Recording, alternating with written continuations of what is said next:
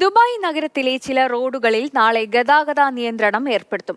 UAE tour വനിതാ cycling ഇവന്റിന്റെ ഭാഗമായാണ് ഗതാഗത നിയന്ത്രണം. 10 മുതൽ 15 മിനിറ്റ് വരെയാണ് റോഡുകൾ അടച്ചിടുക എന്ന് റോഡ്സ് ആൻഡ് ട്രാൻസ്പോർട്ട് അതോറിറ്റി അറിയിച്ചു.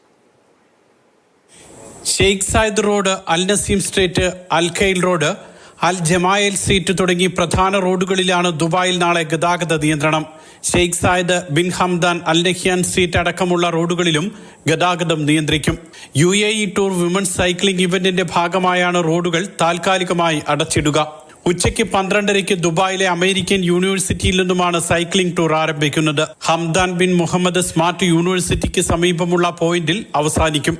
160 കിലോമീറ്ററാണ് റേസിന്റെ ആകെ ദൂരം. ടൂർ കടന്നുപോകുന്ന റോഡുകളിൽ ഉച്ച മുതൽ ഗതാഗത നിയന്ത്രണം ഉണ്ടാകും. സൈക്ലിംഗ് താരങ്ങൾക്ക് കടന്നുപോകാൻ 10 മുതൽ 15 മിനിറ്റ് വരെയാണ് ഓരോ റോഡുകളും അടച്ചിടുക. വൈകിട്ട് 4:30 വരെയായിരിക്കും ഗതാഗത തടസ്സം നേരിടുകയെന്നും RTA വ്യക്തമാക്കി. യാത്രക്കാർ പരിപാടി അവസാനിക്കുന്നതുവരെ അൽഖോർ റോഡ്, എമിറേറ്റ്സ് റോഡ് തുടങ്ങിയ ബദൽ റൂട്ടുകൾ ഉപയോഗിക്കണമെന്നും അധികൃതർ നിർദ്ദേശിച്ചു. ICC ചാമ്പ്യൻസ് ട്രോഫി ക്രിക്കറ്റിന്റെ ഭാഗമായി ഷെയ്ഖ് മുഹമ്മദ് ബിൻ സായിദ് റോഡിലും ഹെസ സ്ട്രീറ്റിലും ഇന്ന് ഗതാഗത നിയന്ത്രണം ഏർപ്പെടുത്തിയിരുന്നു. Mathrubhumi news, Dubai.